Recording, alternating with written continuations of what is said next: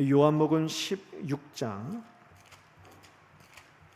13절에서 14절 말씀 함께 읽겠습니다. 신약성경 175쪽입니다. 요한복음 16장 13절 14절입니다. 한 목소리로 읽도록 하겠습니다. 그러나 진리의 성령이 오시면 그가 너희를 모든 진리 가운데로 인도하시리니 그가 스스로 말하지 않고 오직 들은 것을 말하며 장래일을 너희에게 알리시리라. 그가 내 영광을 나타내리니 내 것을 가지고 너희에게 알리시겠음이라. 아멘. 오늘 53문을 배우는데요, 53문은 우리가 사도신경을 고백할 때 성령을 믿사오며 라고 고백하는 부분에 대해서 배우는 시간입니다. 우리 이제 사도신경의 그 조항들을 배우고 있지요. 조금 지금까지 배운 내용들을 좀 요약을 해서 좀 설명을 드리겠습니다. 우리 화면을 좀 띄워주시겠어요? 사도신경의 구조가 이렇게 되어 있어요. 먼저 이제 성부 하나님에 대하여서, 성부 하나님, 즉 창조하시는 성부 하나님에 대해서, 또 하나님에 대한 그 하나님을 믿는 그러한 우리의 창조에 대한 고백이 어떠한가. 그래서 사도신경 그렇게 시작하죠. 전능하사 천지를 창조하신 하나님 아버지를 나는 믿습니다. 그렇게 고백을 하잖아요. 그리고 그 다음에 예수 그리스도 성자 하나님에 대한 고백이 이어지는 거예요. 그리스도 예수와 우리의 구원에 대한 고백들. 그래서 그의 아들 우리 주 예수 그리스도를 믿사오니 시작해서 저리로 하늘로 올라가시사 거기로부터 살아있는 자와 죽은 자를 심판하러 오십니다. 지난 시간까지 그 내용을 다 배웠어요. 그럼 오늘 이제 성령을 믿사오며 그렇게 시작되는 부분이에요. 그래서 성령에 관해서, 성령 하나님과 우리의 성화에 대해서, 즉 의에 대하여 살고 죄에 대하여 죽는 날마다 거룩함으로 그리스도의 장성한 분량에 이르기까지 자라나야 하는 성화의 구원의 과정에 대한 그런 내용을 우리가 배우는 겁니다. 그래서 성령을 믿사오며 그 다음에 뭐가 나오죠? 거룩한 공교회와 성도의 교제와 죄를 용서받는 것과 몸의 부활과 영원히 사는 것을 믿습니다. 이것이 다 어디에 연결되느냐? 성령이 역사되는, 성령이 연결되는 것. 이것이 어떻게 성령이 연결되지? 그래서 우리가 차근차근 하나씩 배워나갈 것입니다. 그래서 오늘은 성령을 믿사오며 이 부분만 한번 살펴보도록 하겠습니다. 53문입니다. 성령께 관하여 당신은 무엇을 믿습니까? 첫째, 같이 한번 읽어보겠습니다. 시작. 성령은 성부와 성자와 함께 참되고 영원한 하나님이십니다. 첫째만 같이 한번 읽어볼게요. 자, 우리가 성령 하잖아요. 한국교회가, 특별히 한국교회가 성령에 대해서 많이 오해하는 부분이 있습니다. 성령 하면은 한국교회 어떻게 인식이 되느냐?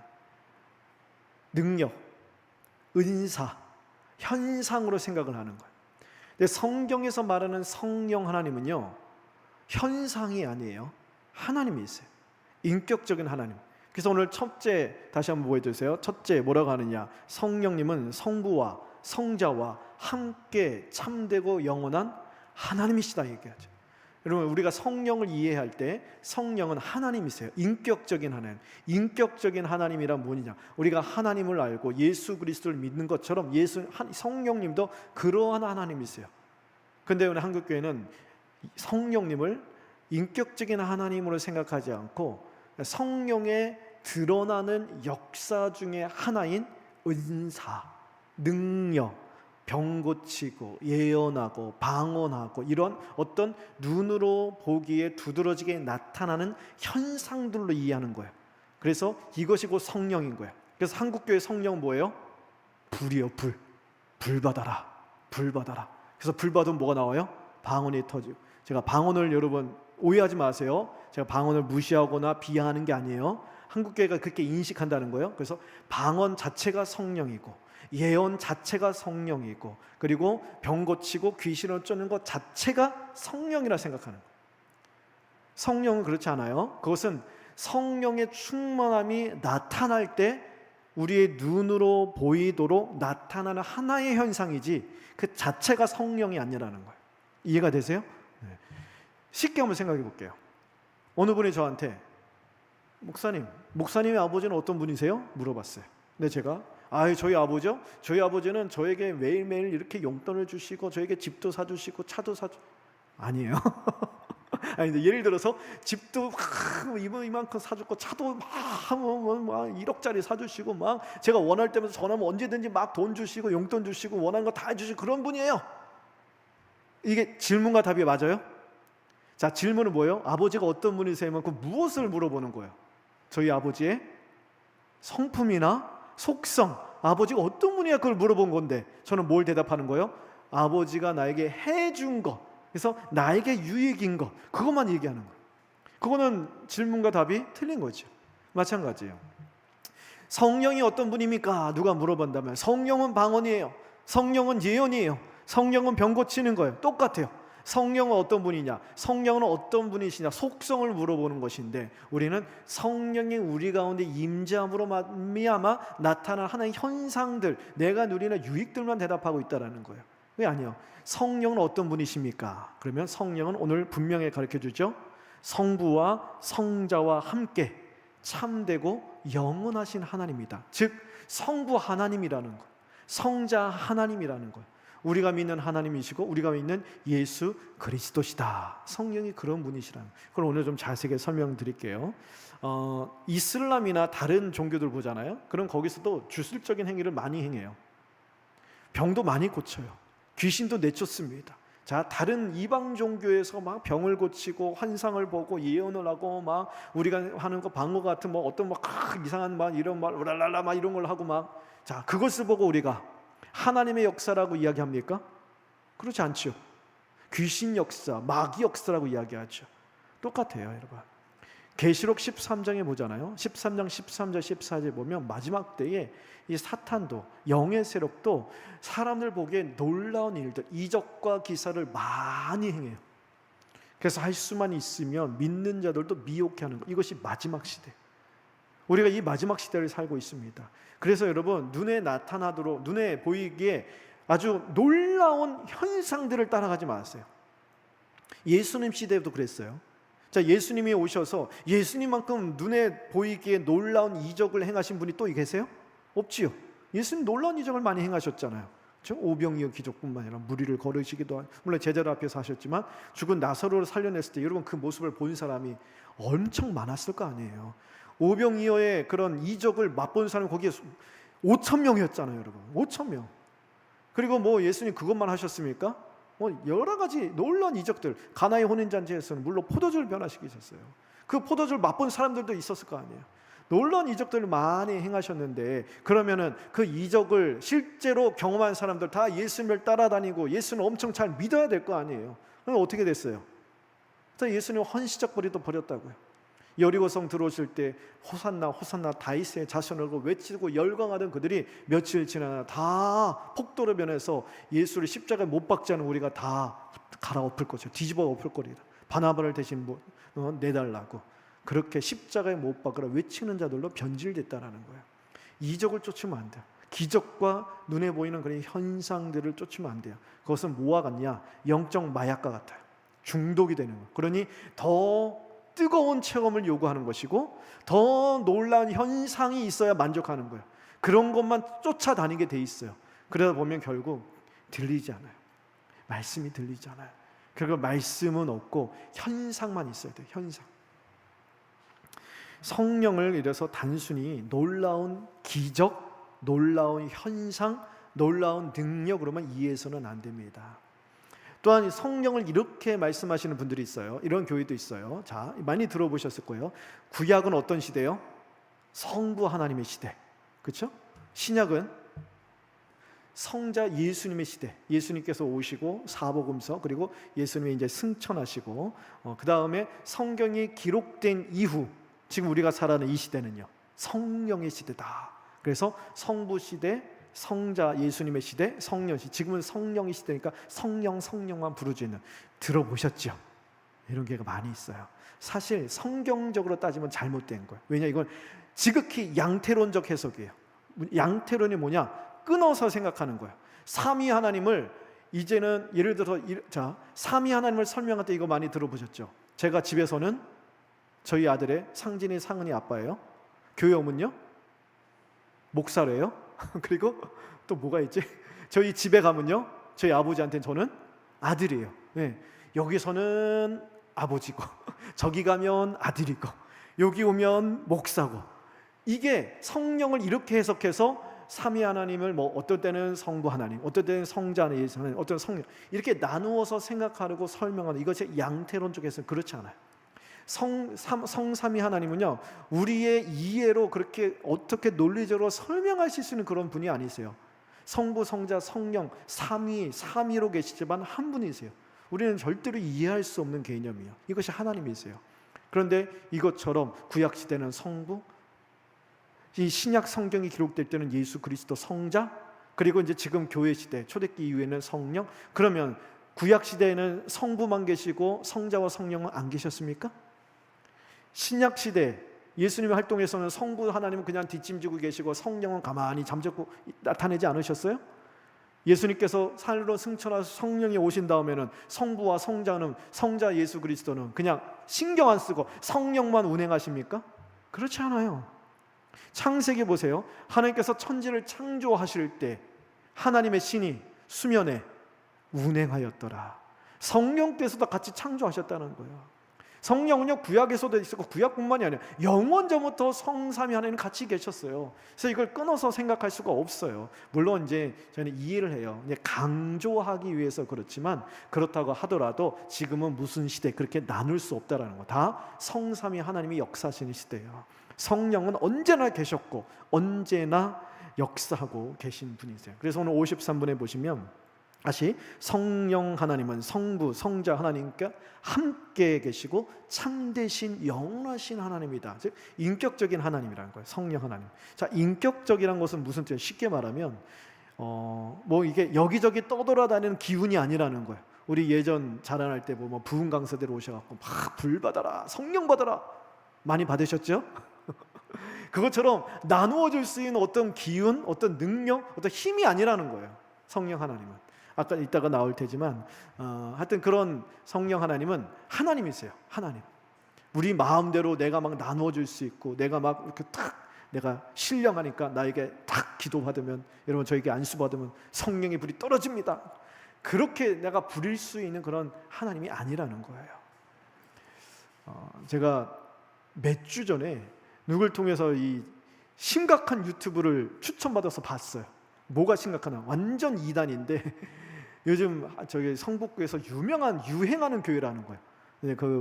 그 분의 목회하시는 그 교회 성도님이 거기에 빠져갖고, 그래서 저도 관심이 있어서 좀 봤더니 야, 난리가 났어요. 교회가 벌써 교회 제목, 이 이름 자체가 성령에 불타는 교회. 성령에 불타는 교회인데 진짜 예배 시장에 올라왔는데 3시간을 예배 드려요. 근데 1시간 동안 찬양하는데 모든 찬양에 불 받아라, 불 받아라.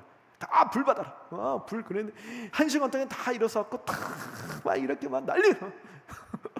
1시간 동안 막 이렇게 막 뛰어다녀요. 조그만 공간에서.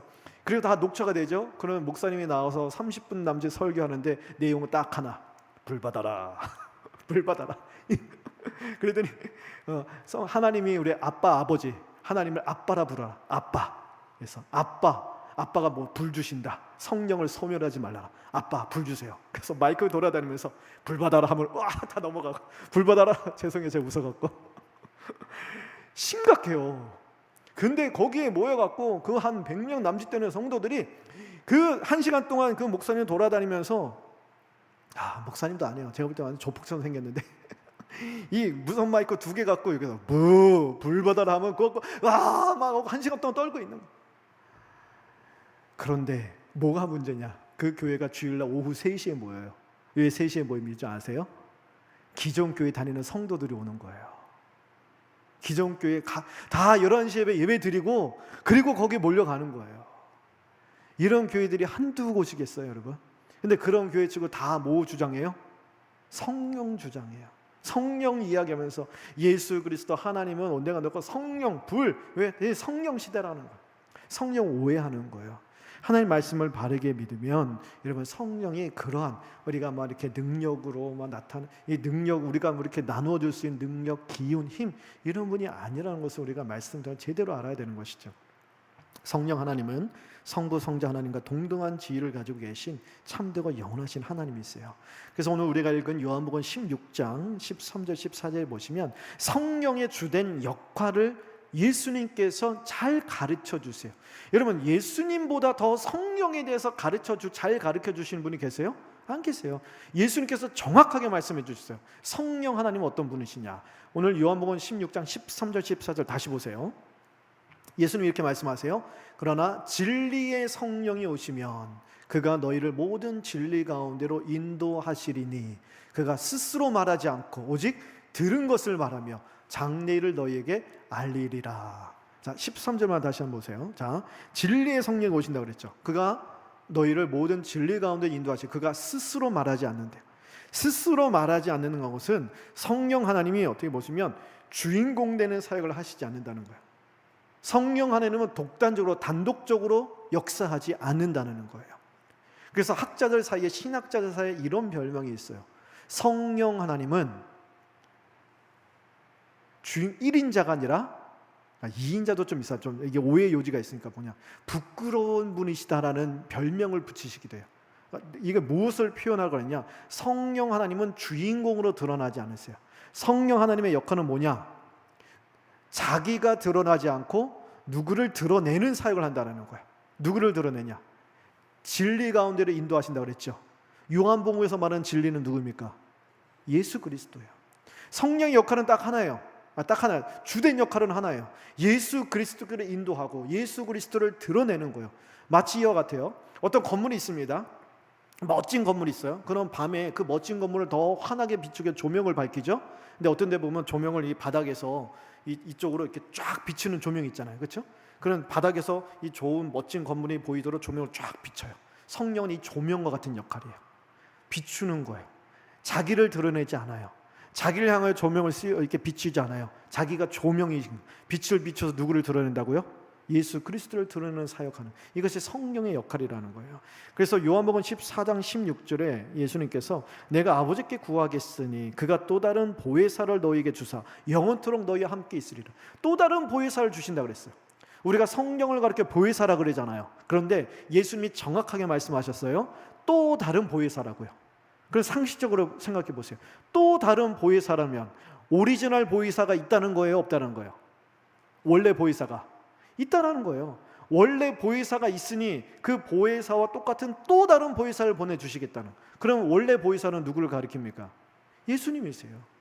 예수님이 우리의 보혜사예요. 예수님이 우리의 위로자시고 우리의 친구 되시고 우리의 중보자 되시고 우리의 보호자가 되세요. 그런데 예수님이 하늘로 올라가시잖아요. 우리의 구원 사역을 이루시고 우리가 배운 것처럼 하늘로 올라가셔서 거기 계시다가 거기로부터 죽은 자와 살아있는 자 중에 심판하러 오실 거예요. 그때까지 우리를 위하여 또 다른 보혜사를 보내주시겠다는 거예요. 그래서 예수님께서 제자들과 함께 계실 때 그들을 위로하시고 가르쳐주시고 보호해주시고 그들을 이끄셨던 것처럼 똑같은 일을 하시겠다는 거예요.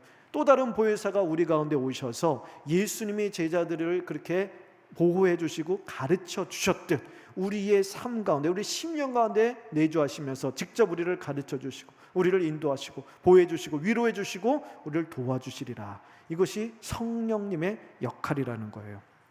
그래서 성령 충만한 사람은 항상 어떻게 보면 겸손해요. 왜요? 성령 하나님의 특징이 뭐예요? 자기를 드러내지 않고 그리스도를 드러내기 때문에 성령 충만한 사람도 마찬가지예요. 그리스도를 더욱더 드러내는 것, 오직 그리스도를 찬양하고 그리스도의 영광을 드러내는 것, 이것이 성령 충만함의 특징 중 하나예요. 오늘 두 번째 53문의 답 두 번째 한번 보세요. 또한 그분은 나에게도 주어져서 나로 하여금 참된 믿음으로 그리스도와 그의 모든 은덕에 참여하게 하며 나를 위로하고 영원히 나와 함께 하십니다. 자, 둘째 한번 보세요. 그분은 또한 나에게도 주어져서, 이 주어지다라는 이 단어를 보시면 수동태예요.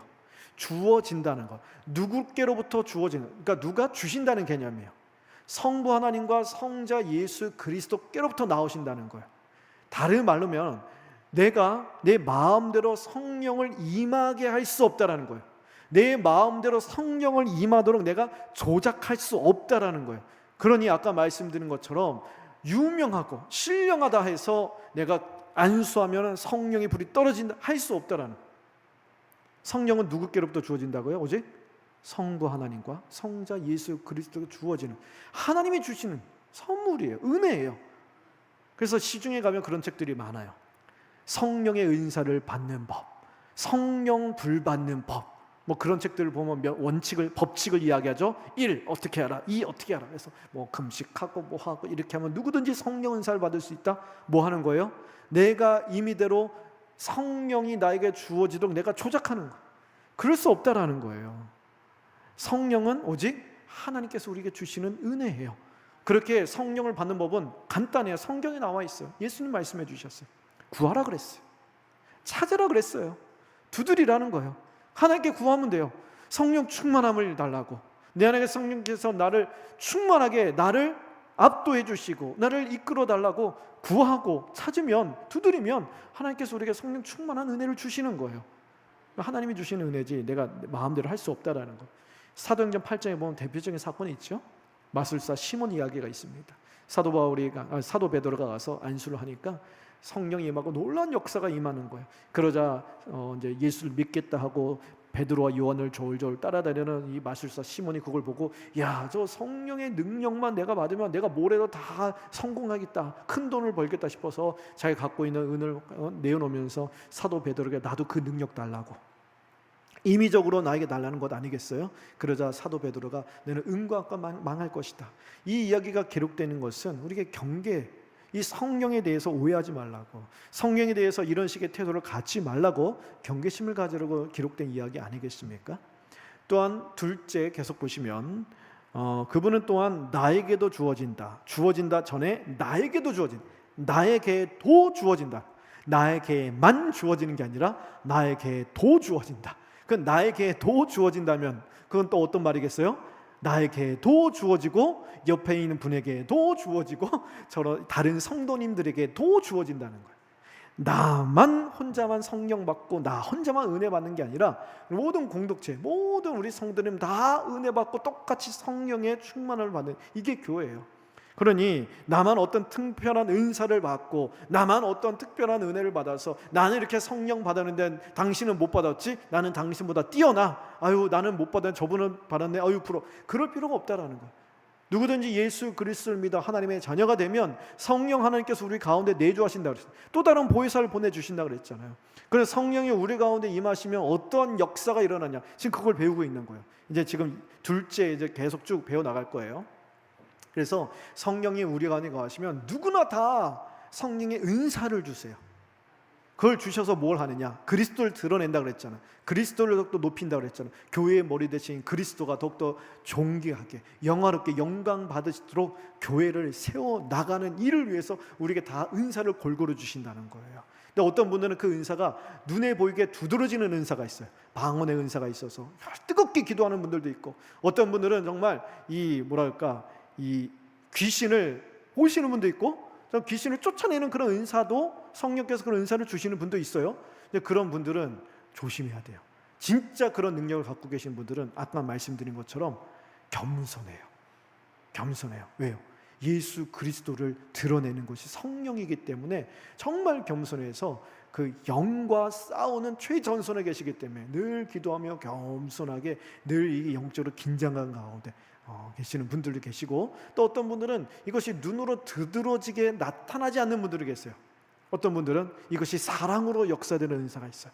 그래서 어떤 분들은 정말 뜨겁게 품어주시고 가까이 가기만 해도 마음이 뜨거워 이렇게 포근해지고 따뜻해지는 분들 계시죠. 성령의 은사예요. 어떤 분들은 말을 참 예쁘고 곱게 하시는 분들이 계세요. 그럼 어쩜 저렇게 말을 곱게 할까? 저도 그런 분들 참 부러워요. 어디 성도님들 중에 어떤 분들은 이야기하다 보면 말을 참 예쁘게 하세요. 말을 참 곱게 하셔서 그분과 대화를 하고 나면 어떻게 돼요? 마음이 따뜻해지고 위로받는 것 같고. 다 뭐예요? 성령의 은사예요. 어떤 분들은요, 눈이 밝아요. 시력이 밝아요. 이런 보는 시력이 아니라 남이 못 보는 걸 봐요. 뭘 볼까요? 쓰레기를 잘 봐요. 아무도 못 보는데 뭐가 다 줍고 다녀요. 주의 몸된 교회를 깨끗하게. 여러분, 이것도 제가 웃으면서 말씀드려 죄송하지만 다 성령의 은사예요. 성령이 정말, 왜냐, 어떤 분들은요 정말 가는데 이 위에 있는 거미줄을 대부분 못 보시거든요. 근데 어떤 분들은 보세요. 그거를 아무도 모르게 다 이렇게 김가서 다 떼시는 분들이 있어요. 하나님 얼마나 기뻐하시겠어요. 하나님의 몸된 교회를 이렇게 다 돌아보면서 하는 모든 다 은사입니다. 새벽에 나와서 기도의 자리를 지키는 거 다 성령의 은사고, 이렇게 수요일 날 이렇게 나와서 이 바쁜 시간에 여러분 이 자리에 나와서 이 딱딱한 말씀, 지루한 말씀 들으면서 아멘 아멘 하면서 하나님 말씀을 삼원, 얼마나 귀한 은사예요. 이거 다 하나님의 성령의 은사라는 거예요. 성령의 은사를 주신 것은 제 몸된 교회를 세워나가고, 그래서 그리스도의 이 영광이 충만해져서 이곳에 이제 불신 영혼들, 주를 만나는 영혼들이 와서 이곳에 예수를 만날 수 있도록 교회를 견고하게 세워가는데 쓰임 받도록 우리에게 다 골고루 성령 은사들을 주시는 거예요. 또 이 성령의 은사는요, 말씀과 별개로 나타나지 않아요. 이렇게 잘 들으셔야 돼요. 성령의 은사는 말씀과 이게 별개다. 말씀과 성령은 상극이 아니에요. 같이 가는 거예요. 왜 제가 이렇게 말씀드리냐? 한국 교회 또 하나의 오해가 뭐냐? 성령 주장하다 제가 보면은 늘 이렇게 성령의 이 뜨거운 이 불을 사모하기 때문에 늘 기도로만 빠져요. 물론 기도해야죠. 기도 중요하죠. 그런데 기도만 중요시 여기고 기도만 부르짖다 보니까 말씀 필요 없고, 예배 중에 말씀 소홀히 여기고, 말씀 가까이 하고, 성경 공부, 말씀 묵상하고, 이런 말씀을 등한시하게 되는 거예요. 오직 기도만 붙잡는 거예요. 여러분, 우리 영적인 삶에 있어서 말씀과 기도의 중요성을, 무엇이 더 중요하고 무엇이 덜 중요하다, 이걸 뭐 구분할 수 있습니까? 그렇죠, 없어요. 이거 둘 다 중요한 거예요. 그런데 다른 것을 다 제쳐놓고 오직 기도만 하다 보면은 사실 좀 잘못된 대로 이렇게 빠지는 분들이 좀 심심찮게 좀 많이 계세요. 왜 성령이 말씀과 별개로 나타나니까 함께 가느냐? 우리가 하나님 우리를 구원하실 때 믿음은 말씀을 들음으로 말미암아 역사된다 그랬잖아요. 복음의 말씀, 하나님의 말씀, 이 말씀이 우리에게 어떻게 기록이 되었습니까? 성령을 통하여 기록이 됐어요. 성령께서 하나님의 말씀을 성경 저자들을 통하여 성령께서 이 말씀을 기록하게 하셨어요. 성령의 역사로 기록되었어요. 그러니 이 말씀을 읽을 때 우리가 이해를 하기 위해서는 누구의 도움이 필요하겠습니까? 성령의 도움이 필요한 거예요. 성령이 기록하셨기 때문에 성령의 도움으로 말미암아 우리가 하나님 말씀을 이해할 수 있는 것이고, 성령의 조명하심으로 하나님 말씀을 잘 깨달아 알아갈 수 있고, 성령의 도우심으로 말씀을 통하여 하나님의 은혜와 사랑을 더 깊이 확인하고 인침을 받아 우리 심령이 새롭게 되는 거예요. 그래서 성령은 항상 하나님의 말씀을 통하여 충만하게 역사되는 거예요. 그래서 아까 요한복음 16장 13절에 뭐라고 하느냐? 예수님께서 진리의 영이라 그랬죠. 진리의 영, 예수 그리스도를 보여주는 영이시기도 하고 하나님 말씀을 통하여 역사하시는 참된 진리의 영이라고 하는 거예요. 그래서 우리는 이 성령 충만함을 위하여 기도할 때 여러분 하나님 말씀을 읽으면서 기도해 보세요. 하나님 말씀 읽기가 쉽지 않죠. 어려워요. 그래서 말씀 읽을 때 이 말씀은 도대체 어떤 말씀인지 이해도 되지 않고 딱딱하다 그러면 그 말씀을 놓고 기도해 보세요. 어떻게 기도하느냐? 이 말씀을 성령께서 기록하셨으니 이 기록된 말씀이 도대체 어떤 의미인지, 나에게는 어떻게 적용되는지 나에게 좀 알려달라고, 성령께서 이 기록하신 말씀을 내 마음판 가운데서 새겨달라고. 성령께서 기록하셨으니 이 기록하신 성령께서 나에게 이것을 깨닫게 해주실 수 있지 않겠습니까? 성령의 그런 깨닫게 하시는 은혜를 구하시면서 말씀을 묵상하시고 말씀을 가까이 한번 해보세요. 그러면 그 전보다 하나님의 말씀이 더 깊이 우리 심령 가운데 새겨지는, 또 깨달아 알아가는 그런 은혜를 누리시게 될 것입니다. 또한 그 마지막에 보면 나로 하여금 참된 믿음으로 그리스도와 그의 모든 은덕에 참여하게 하신다. 즉 예수님께서 십자가에서 이루신 모든 구원의 은혜들이 있어요. 단순히 예수 믿고 천국 가는 것 차원이 아니라 이 땅 가운데 구원받은 자녀로서 하나님께서 우리를 어떻게 인도해 주시고 하늘에서 간 신령한 은혜를 우리에게 부어주시며 구원받은 성도들에게 주시는 모든 복음의 은혜들을 성령께서 우리에게 적용시켜 주시면서 그리스도를 향한 굳건한 신뢰 가운데 살아갈 수 있도록 우리를 붙들어 주신다는 거예요. 그래서 그 다음에 보면 나를 위로하신다 그랬죠. 그래서 성령이 우리 위로자가 되시는 거예요. 하나님의 약속의 말씀은 우리를 위로해 주시는 거예요. 천국에 우리 눈에 보이지 않잖아요.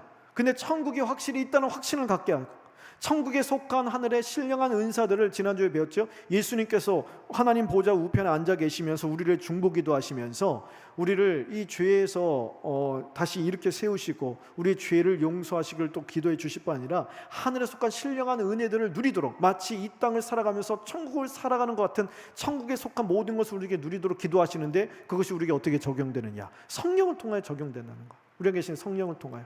그러니까 성령이 우리에게 그런 위로자가 되어 주신다는 거예요. 그래서 이 세상에서 누릴 수 없는 우리의 삶의 환경을 보다 보면 막막하고 절망스럽고 답답하죠. 매일같이 그냥 이 고된 하루를 다람쥐 쳇바퀴 돌아가던 반복되면서 얼마나 힘겹게 살아갑니까? 그렇지만 아침마다 새롭고 또 새로운 충만한 하늘의 은혜와 소망을 성령께서 우리에게 충만하게 부어주시면서 그 고단한 일생도, 고단한 하루의 그런 시간도 믿음으로 견디며 나아갈 수 있도록 우리를 붙잡아 주시고 우리 주장해 주시는 성령, 우리를 그렇게 위로해 주신다는 거예요. 또한 내 인생에 어떤 일이 일어날지라도 성삼위 하나님께서 나에게 베푸신 모든 그 구원의 은혜가 그 어떤 것도 빼앗아갈 수 없다는 하나님 자녀된 신분의 안전함을 우리로 하여금 누리게 해주시는 거예요. 쉽게 말하면 구원의 확신을 누리게 해준다는 거예요. 구원의 확신을. 여기선 제가 그만 설교할게요. 왜냐하면 이번 주에 설교할 내용이 여기 연결되기 때문에. 그래서 우리의 신분은 예수 그리스도, 하나님의 자녀, 이미 아직 이 땅에 살아가지만 이미 하나님 나라의 자녀된, 저 천국의 시민권을 갖고 있는 하나님 나라 백성이라는 확실한 신분의 확실함, 우리 신분의 안전함을 깨닫게 해주시고 확신시켜 주신다는 거예요. 성령께서 우리로 하여금. 무엇을 통해서요? 말씀을 통해서. 우리 자신을 보면 확신이 없지요. 우리의 존재를 보세요. 우리의 상태를 보세요. 늘 죄에 넘어지잖아요. 그러니까 내 존재와 내 상태를 보면 우리는 여직 죄인이에요. 그렇죠? 하지만 하나님이 우리를 보실 때는 무엇을 보시냐? 우리 존재를 보지 않으세요. 우리 상태를 보지 않으신다고요. 우리 신분을 보시는 거예요. 우리 신분은 무엇이죠? 그리스도 예수를 믿음으로 말미암아 의롭다함을 받았죠. 그랬죠. 로마서에 우리 한 달 동안 배웠죠. 우리를 그리스도의 의로, 그리스도의 보혈의 공로로 우리는 하나님 앞에서 의롭다함을 받았어요. 나의 존재와 상태로가 아니라, 내가 행한 어떤 행위가 아니라 십자가에서 나를 위하여 생명을 내어놓으신 그리스도의 보혈의 공로로 말미암아 그리스도를 통하여 우리를 바라보시기 때문에 우리의 신분은 죄인이 아니라 의인이고 하나님의 원수가 아니라 하나님의 자녀라는 거예요. 성령이 그것을 우리에게 깨닫게 하시는 거예요. 그래서 내 상태와 내 존재를 보면 구원의 확신이 없죠. 어떻게 내가 구원을 확신할 수 있어요? 내일 당장 오늘 밤 주님이 이 땅에 오시면 구원 천국 갈 자신이 없죠. 내 존재를 바라보면 내 상태는 없어요, 확신이. 하지만 무엇을 통하여? 우리의 신분, 하나님 말씀을 통해 우리에게 약속해 주신 그 복음의 확실한 약속을 통하여 나의 신분을 통하여 우리는 확신한다는 거예요. 오늘 밤 주님이 이 땅에 다시 오신다 할지라도 나는 당장이라도 하늘나라에 갈 수 있는 확신. 왜? 나의 신분으로 말미암아. 그걸 복음을 통하여 말씀을 통해 우리에게 확신케 해주신다는 것. 또한 어떤 어려움과 시련 속에서도 성삼위 하나님께서 그 어려움조차도 나에게 유익이 되도록 합력하여 선으로 역사하신다는 확신을 성령께서 나로 하여금 갖게 하신다는 것.